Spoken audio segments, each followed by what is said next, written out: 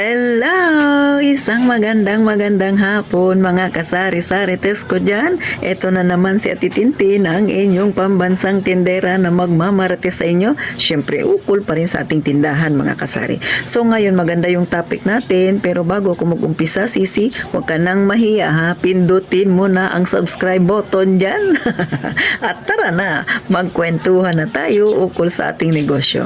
So, ikaw ba ay kauumpisa lang ng tindahan o wala ka pang tindahan, mag-uumpisa pa lang? Bagay na bagay sa iyo ang topic na ito. Sa mga datihan namang may tindahan, mga kasari, paalala lang ito na titintin, pero sana wag ninyong ma-experience ang ganitong bagay.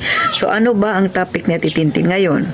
Ang ahente ay napakaganda kapag ikaw ay may tindahan. So ano ba yung ahente? So dito sa amin yung ahente, sila yung kumukuha ng order mo, sila rin yung magde-deliver sa iyo. Yan yung ating mga itinitinda. Katulad ng mga sabon, mga dilata, mga kape na yan, ganun mga kasari. Siyempre, mainam talaga ang may ahente. Kasi nga kung may ahente ka, nakaupo ka lang sa yung tindahan, nakasiting pretty ka lang dyan, kukuha sila ng order sa iyo, sila rin ang magde-deliver, habang ikaw ay bukas ang tindahan mo, nagbabantay ka at nagbebenta sa yung customer. O diba? Napakainam yan mga kasari.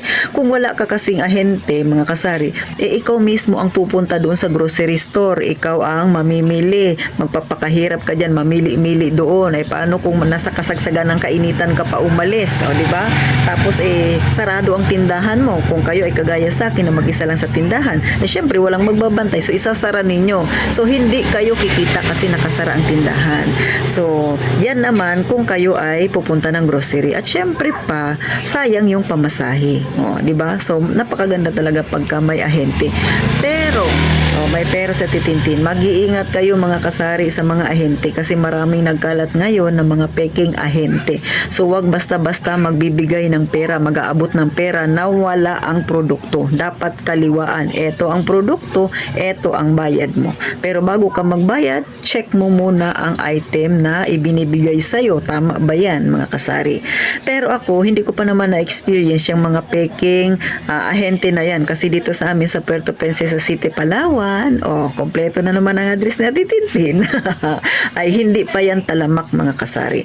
Pero may na-experience ako sa ahente na hindi ganun kaganda. So ano ba ito? Kaya kayong mga bago pa lang sa pagtitindahan, sana pag kayo ay nag-order sa ahente, make sure pag binigay nila sa inyo ang resibo kagaya ng ganito, so may bibigayan sila na resibo kagaya ng ganito. So depende yan kung ano resibo ang ginagamit ng ahente. Pero pag magbibigay sila sa inyo, make sure na i-double check ninyo habang sila ay nandyan pa sa harapan ninyo mga kasari. Kasi kagaya kay Ate Tintin, kumuha ako ng corned beef. So yung corned beef may 150 grams at saka 170 grams. So mga kasari, ang order ko ay 5 pirasong 150 at 8 pirasong 170 grams. So dahil magkakamukha naman ang itsura nila, sa grams lang magkakaiba, so hindi ko napansin mga kasari na mali yung i-deliver nila sa akin na corned beef na 170. Instead na 8 170 mga kasari, 5 lang yung 170 grams, tapos yung tatlo ay 150 pala. So dahil nga magkakamukha, tapos yung kanilang size ay hindi naman magkakalayo, so syempre hindi rin maiwasan na nagmamadali si delivery man. So ganun mga kasari. So imbis na ako ay makatubo, nalugi ako. O ngayon ito na ang senaryo. So bago ko siya napansin mga kasari, nung umalis na si ahente, kasi ako ugali ko talaga na nagdo-double checking ako. Maliban pa na kaliwaan kami ni ahente, pag nagbigay siya, check ako doon sa resibo. Pag alis niya, chine-check ko pa ulit mga kasari. Kasi nga nagpe-presyo ako, baka kako tumaas na yung presyo. So kailangan ganun tayo. Kumbaga lagi tayong mag-advance, baka tumaas, hindi tayo sinabihan. So ibibenta mo kung same price pa rin, paano kung tumaas na pala? So malulugi ka kapag hindi ka nag-check. So ganun yung aking ginawa. So pag alis niya, chinek ko. So may tatlo doon na dilata na hindi siya 170 grams kundi 150. So syempre, yung 150 na yun, ang presyo ay katumbas ng 170 kasi nga mali yung kanyang nadampot doon sa karton at naibigay sa akin. So ito na, pagbalik ngayon nung ahente, dito kasi sa amin mga kasari, iba yung kumukuha ng order, iba rin yung nagdi-deliver. So ganun. So nung bumalik yung kumukuha sa akin ng order na si ahente, sabi ko, mali yung 3 piraso doon kasi ang presyo niya ay pang 170 pero yung binigay sa akin ay 150 grams. Ang sagot niya ay, ma'am, doon nyo na lang po ireklamo sa nag-deliver. So syempre, nga naman, wala nga namang kinalaman doon si ahente. Pero pagdating kay delivery man, which is sa sunod na araw na pag-deliver niya sa akin, sinabi ko, yun mga kasari, maraming proseso. So nakakainis, nakakairita, syempre may pagkakamali rin ako kasi hindi ko chinek ng maigi, pero syempre dapat papalitan nila yun. Ay ang kaso, ano nga ang gagawin natin? Ang tagal-tagal ng proseso nila. So hindi ko na lang pinapalitan. Kaya simula noon, pagka sila yung kahit sinong ahente pa or sino pa yung nagdi-deliver sa akin, sinisigurado ko na mas maingat na akong mag-check. Kasi nga, napakahirap, di ba? Instead na tumubo ka, nalugi ka pa. So, kung sa grocery store naman, mga kasari, ganun din, mahirap din magpapalit. Although, pinapalitan naman nila, pero napaka-hassle syempre kasi babalik ka pa ng grocery, mamamasahe ka pa, magsasara ka ng tindahan mo.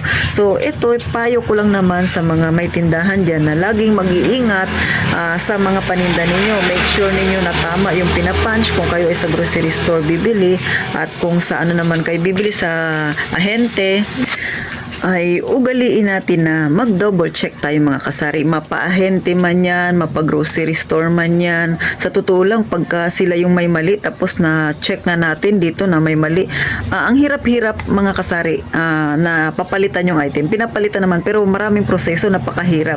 So, na-experience ko rin yan kahit doon sa grocery store. So, bumili ako ng asukal. So, ang binili ko ay 2 kilo na asukal, pero tigkakalahati. So, ibig sabihin, 4 na plastic.